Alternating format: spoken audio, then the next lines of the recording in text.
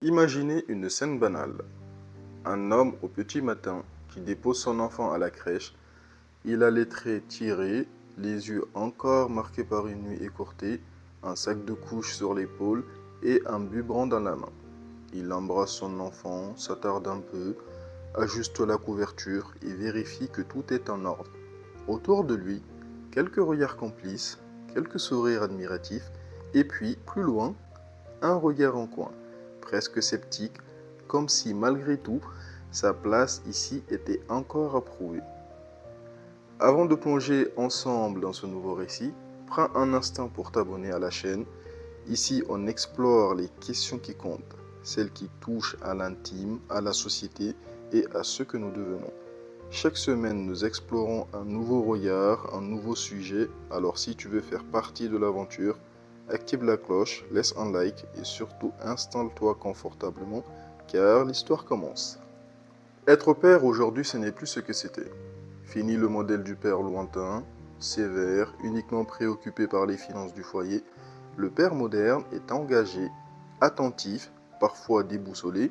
Il est là physiquement, émotionnellement, il change les couches, prépare les purées, lit des histoires, assiste aux rendez-vous médicaux. Il partage, il cogite, il culpabilise parfois aussi, parce que ce nouveau rôle, il doit l'inventer jour après jour. Pendant longtemps, la paternité s'est définie par l'absence, par la distance, par le silence. L'homme était celui qui subvenait aux besoins, il incarnait l'autorité, assurait la sécurité, c'est tout juste s'il intervenait dans l'éducation, encore moins dans l'intimité quotidienne des soins. C'était une fonction, pas une relation. Mais les temps ont changé. Les luttes féministes, les révolutions culturelles, les transformations du monde du travail ont progressivement fait bouger les lignes.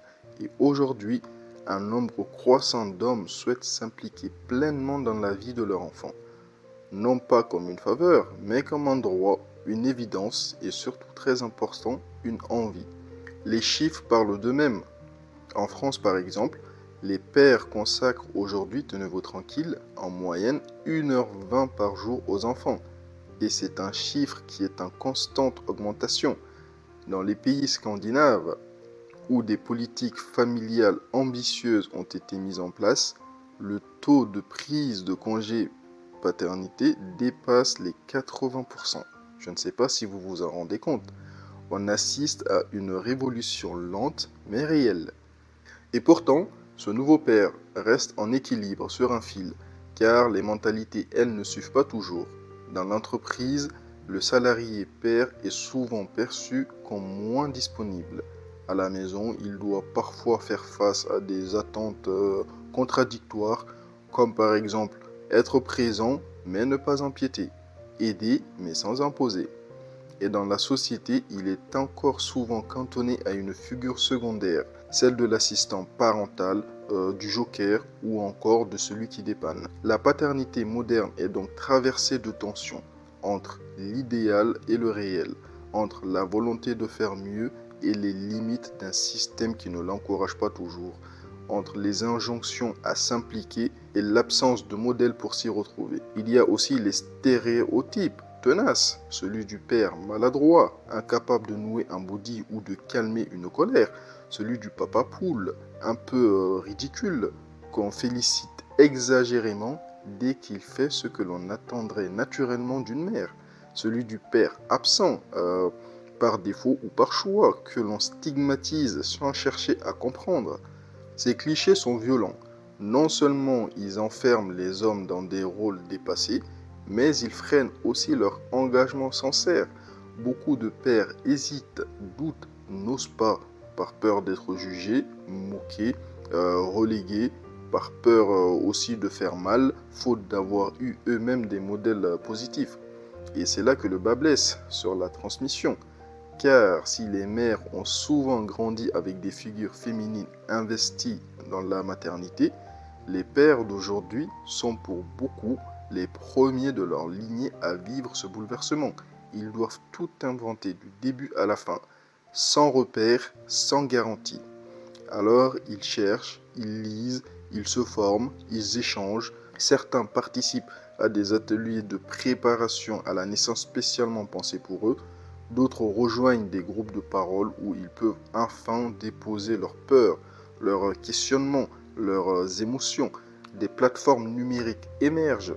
Des comptes Instagram de papas engagés rencontrent un succès croissant et beaucoup de langues se délient enfin. Mais tout cela reste encore marginal et fragile, car la société dans son ensemble tarde à reconnaître pleinement cette mutation. Les politiques publiques, bien que plus ouvertes qu'avant, peinent à proposer un véritable accompagnement des pairs. Les entreprises restent frileuses à l'idée de flexibiliser les horaires et dans les discours médiatiques, le père moderne est souvent montré comme une exception, un modèle à part. Il faut aller plus loin. Il faut affirmer que la paternité est un enjeu collectif, qu'elle concerne tout le monde, parce que des pères présents, épanouis, soutenus, ce sont des enfants plus confiants, des mères moins surchargées et des couples plus équilibrés.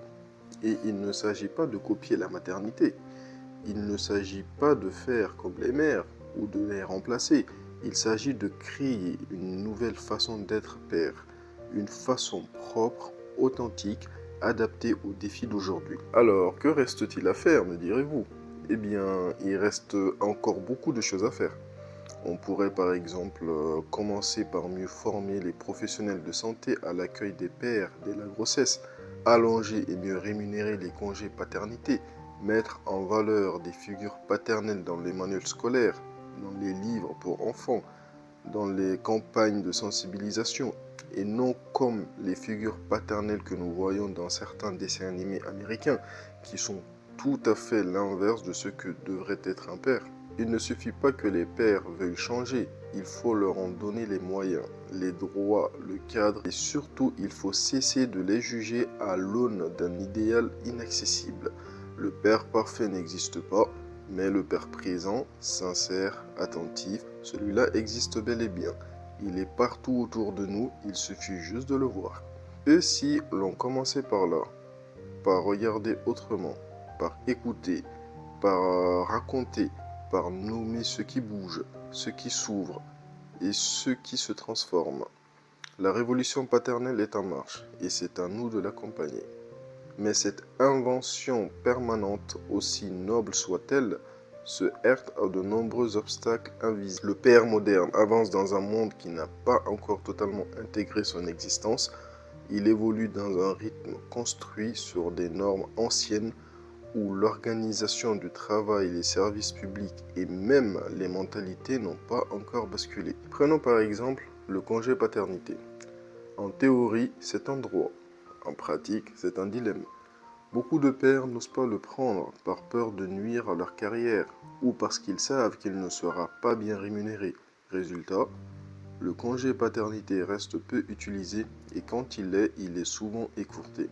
Dans certains milieux professionnels, le simple fait de l'évoquer peut susciter des regards sceptiques ou des remarques déplacées, comme si le désir d'être présent pour son enfant était un caprice, une faiblesse, un aveu d'improductivité. La pression ne vient pas seulement des entreprises, elle est aussi culturelle. Un homme qui s'implique trop dans la sphère familiale peut être vu comme suspect, voire efféminé. Il sort du cadre, il dérange, il remet en question des décennies, voire des siècles de hiérarchie implicite, et cela ne plaît pas à tout le monde. À cela s'ajoute une forme d'invisibilisation. Les politiques publiques, les dispositifs de soutien, les campagnes de sensibilisation s'adressent encore majoritairement aux mères. Elles parlent de maternité, de charge mentale féminine, de congé maternité. Les pères, eux, sont souvent les grands oubliés de ces récits, comme si leur implication n'était qu'un supplément d'âme, un bonus appréciable mais non essentiel. Ce vide institutionnel a des conséquences concrètes. Il renforce le sentiment d'illégitimité. Il empêche la mise en place des dispositifs adaptés. Il alimente l'isolement. Car oui, de nombreux pères modernes se sentent seuls, incompris, débordés. Et ils n'osent pas toujours en parler, par pudeur, par peur du ridicule, par loyauté aussi envers leur compagne, qu'ils perçoivent comme plus légitimes à exprimer leur fatigue. Et pourtant, les chiffres sont clairs. La santé mentale des pères est un enjeu de plus en plus préoccupant. La dépression postpartum ne touche pas que les mères. Environ un père sur 20 en souffre également, et souvent en silence. Mais cela ne s'arrête pas là. Le manque de sommeil, les bouleversements hormonaux, la pression sociale, le changement de rôle, tout cela pèse et trop souvent, rien n'est prévu pour les accompagner. Alors certains d'entre eux s'organisent par eux-mêmes. Ils créent des réseaux, des groupes de discussion, des communautés en ligne. Ils partagent leurs expériences, leurs astuces, leurs fragilités. Ils se soutiennent mutuellement. Et ceux-là, ce sont des pionniers, des éclaireurs. Ils inventent à tâtons une autre manière d'être père. Mais cette dynamique reste fragile. Elle repose sur la volonté individuelle, sur le bénévolat, sur des initiatives dispersées. Elle n'est pas encore institutionnalisée. Et c'est là tout l'enjeu. Il faut passer d'une logique d'exception à une logique de norme. Il faut que chaque père, quel que soit son milieu, son niveau d'éducation, sa culture, puisse trouver un accompagnement adapté, respectueux et bienveillant. Cela implique un changement profond, un changement de regard. D'abord, il faut reconnaître que la paternité est un engagement à part entière, aussi légitime, aussi exigeant, aussi transformateur que la maternité. Il faut cesser de valoriser l'homme uniquement pour sa capacité à subvenir aux besoins financiers du foyer. Il faut valoriser aussi et surtout sa capacité à créer du lien, à transformer des valeurs, à accompagner la croissance d'un enfant. Car la paternité moderne est une chance pour les enfants qui bénéficient désormais d'une double présence affective, une chance pour les mères qui ne portent plus seules la charge du quotidien, une chance pour les couples qui peuvent bâtir une relation plus équilibrée, plus consciente et plus solidaire. C'est aussi une chance pour les hommes eux-mêmes qui redécouvrent une part d'eux qu'on leur avait souvent interdit et désormais réservée à leur descendance qui sont la tendresse, l'écoute et la vulnérabilité. Mais pour que cette chance devienne réalité, il faut l'accompagner. Il faut lui donner les moyens de s'épanouir. Il faut qu'elle cesse d'être un combat pour devenir une évidence. Alors oui, il y a du chemin, mais chaque pas compte, chaque histoire racontée, chaque père qui ose, chaque institut qui s'ouvre, chaque politique qui avance. Et un jour, peut-être qu'on ne parlera pas de père moderne, on parlera simplement de père, pleinement, entièrement et librement. Mais cette révolution intime qui se bascule vers une paternité plus présente, plus émotionnelle, plus consciente n'est pas sans zone grise. Car vouloir changer, c'est une chose. Le pouvoir réellement, c'en est une autre. Et beaucoup de pères se retrouvent encore coincés dans deux mondes, celui des anciennes attentes et celui des nouveaux idéaux. Dans la sphère familiale, le dialogue reste souvent fragile. Il y a des mères qui accueillent avec bonheur cette implication nouvelle, mais qui peinent à lâcher prise parce qu'elles ont elles-mêmes grandi avec l'idée qu'elles devaient tout gérer, parce qu'elles ont dû apprendre à tout contrôler, à anticiper, à assurer et confier, déléguer, partager. Ce n'est pas toujours naturel. Parfois, c'est même angoissant. Alors il y a des tensions, des malentendus, des reproches silencieuses. Le père fait, mais on lui dit qu'il ne fait pas comme il faut. Il propose, mais se heurte à des refus implicites. Il s'investit, mais se sent mis à l'écart des décisions de fond. Et cela crée une frustration sourde, un sentiment d'illégitimité. Comme si, malgré tous ses efforts, sa place restait conditionnelle, révocable et fragile. Ces conflits ne sont pas anecdotiques. Ils disent quelque chose d'un déséquilibre profond, d'une société qui évolue vite dans les mots, mais plus lentement dans les faits, d'un idéal de copaternité qui peine à se traduire dans les gestes quotidiens. Et cela demande des deux côtés un effort d'ajustement, de confiance et de patience. Il y a aussi les pères seuls, les pères divorcés, les pères éloignés, ceux qui n'ont pas la garde principale, ceux qui se battent pour pouvoir voir leurs enfants, ceux qui composent avec un droit de visite réduit, des décisions qu'ils subissent, des jugements hâtifs. La justice familiale reste encore largement construite autour d'un modèle maternocentrique et cela crée des inégalités. parfois des injustices, car tous les pères ne sont pas démissionnaires.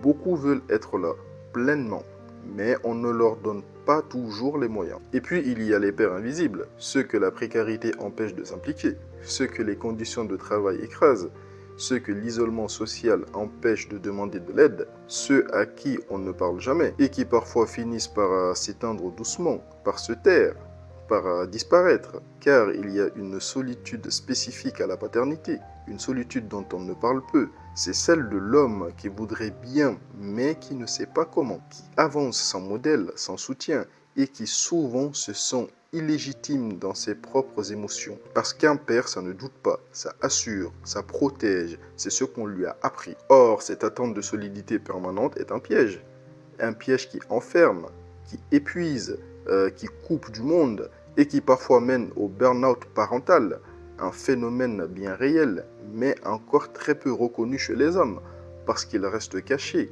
camouflé sous la fatigue, dissimulé derrière l'humour, noyé dans l'activisme.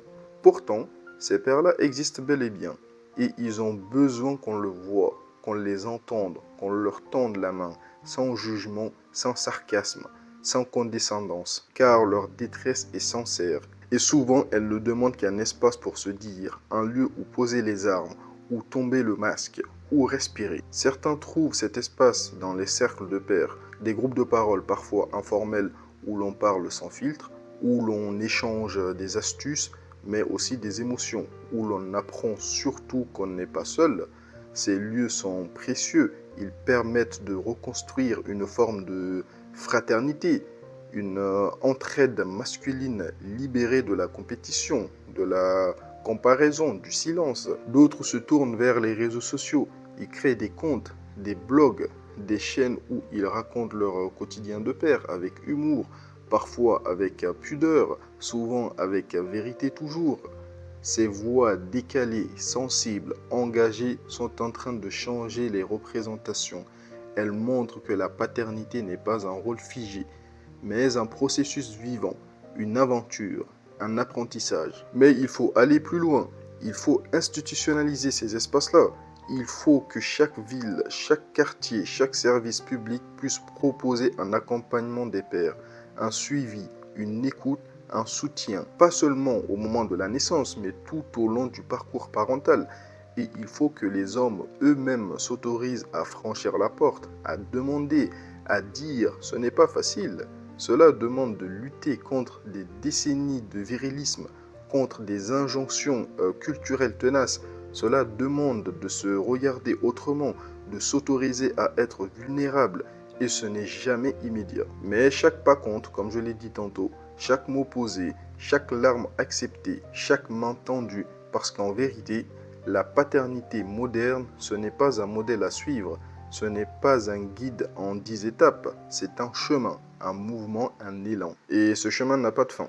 Il se redessine à chaque étape de la vie, à la naissance, au premier pas, à l'entrée à l'école, à l'adolescence, à la majorité. Il change avec l'enfant, il change avec l'homme. Et c'est ce qui le rend si précieux, si unique, si vivant. Alors plutôt que de chercher à être parfait, peut-être faut-il apprendre à être vrai, à être présent, à être ouvert, à être tout simplement.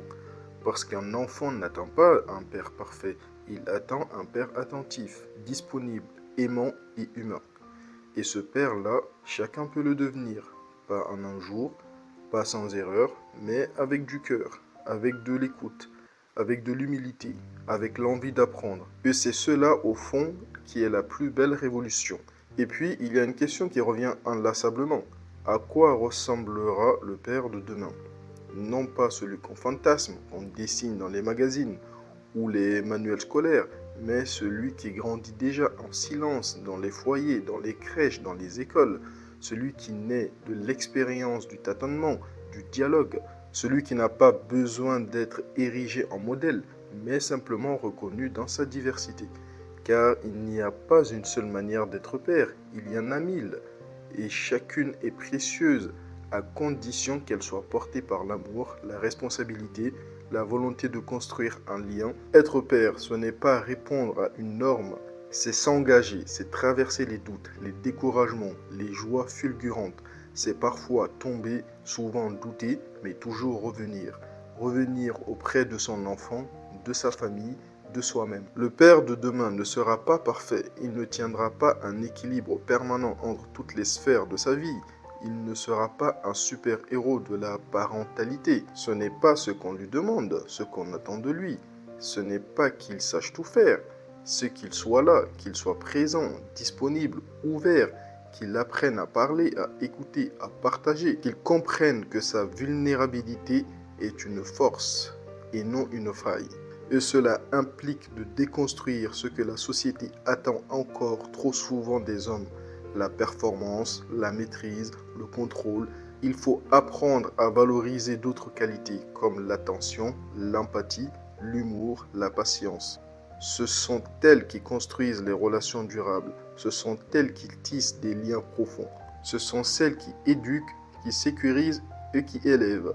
Il faut aussi repenser les lieux de parentalité, les rendre accessibles, inclusives, penser pour tous les parents. Trop souvent, les pères ne s'y sentent pas à leur place. Ils se perçoivent comme des étrangers dans un univers féminin. Et cela les freine, cela les fait reculer, cela les fait douter de leur légitimité. Mais cette place, ils doivent la prendre et on doit la leur offrir, non comme une faveur, mais comme un droit, non comme une curiosité, mais comme une évidence, non dans l'ombre de la mère, mais à ses côtés, dans une réelle complémentarité. Cette coparentalité équilibrée est un horizon, certes, mais elle peut devenir une réalité, à condition qu'on la construise ensemble. Les institutions ont un rôle clé à jouer. Politique familiale, éducation nationale, santé publique, toutes doivent s'engager en formant, en sensibilisant, en créant des dispositifs adaptés, en arrêtant de penser la famille comme un duo mère-enfant avec le père en figurant secondaire, en intégrant pleinement les pères dans les parcours de soins, les programmes éducatifs, les réflexions sur l'égalité. Et les entreprises aussi doivent évoluer.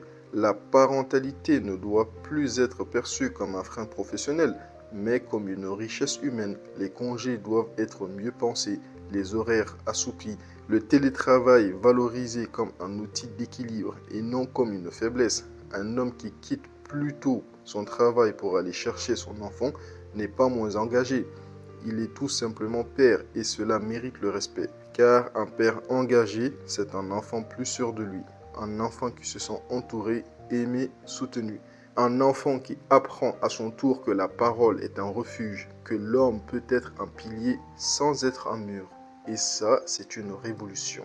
Et cette révolution, elle commence dans les petites choses, dans les silences écoutés, dans les larmes accueillies, dans les bras tendus, dans les promesses tenues, dans les absences expliquées et dans les efforts répétés. Elle commence aussi dans la manière dont on parle des pères, dont on les présente, dont on les célèbre, non pour leur bravoure, mais pour leur constance, pour leur implication discrète, pour leur volonté de faire mieux jour après jour. Elle commence surtout dans la confiance, celle qu'on leur accorde, celle qu'ils s'accordent, car la confiance, c'est le taureau de la transformation. C'est ce qui permet de prendre des risques, de changer des habitudes, de réinventer son rôle sans peur, sans honte et sans regret. Alors oui, il y aura des ratés, des égarements, des retours en arrière, mais cela fait partie du processus. Évoluer, ce n'est pas tracer une ligne droite, c'est oser se confronter à ses propres limites, c'est accepter de grandir, même à contretemps, même dans le doute, même dans la fatigue. Alors, si l'on devait retenir une chose de tout ce chemin parcouru, ce serait peut-être celle-ci. La parentalité moderne n'est pas un aboutissement, c'est un point de départ. C'est l'ouverture d'un nouveau champ de possibles. C'est une main tendue vers l'enfant, mais aussi vers l'homme que l'on devient en le guidant, en le regardant, en l'aimant. C'est peut-être dans ce regard que tout commence, celui de l'enfant qui dit sans un mot « Je te vois, tu es là, merci ». Ce regard-là, aucun mot ne peut l'acheter, aucun modèle ne peut le simuler. Il est la récompense silencieuse d'un engagement sincère. Il est la preuve tangible que tout cela en valait la peine. Alors, à tous les pères d'aujourd'hui et à ceux de demain, continuez, cherchez, tâtonnez, échouez, recommencez. Mais surtout, restez. car dans votre présence se dessine un monde nouveau, un monde où chacun a le droit d'aimer, de soigner, de construire, un monde où être père, c'est être profondément humain. Mais toi, dis-moi, qu'est-ce que tu attends d'un père d'aujourd'hui? Qu'est-ce que tu espères pour demain? Parce que c'est aussi dans nos échanges que le changement commence. Et sur ce, je vous remercie sincèrement de m'avoir écouté et je vous dis à la prochaine pour une nouvelle vidéo. Prenez soin de vous.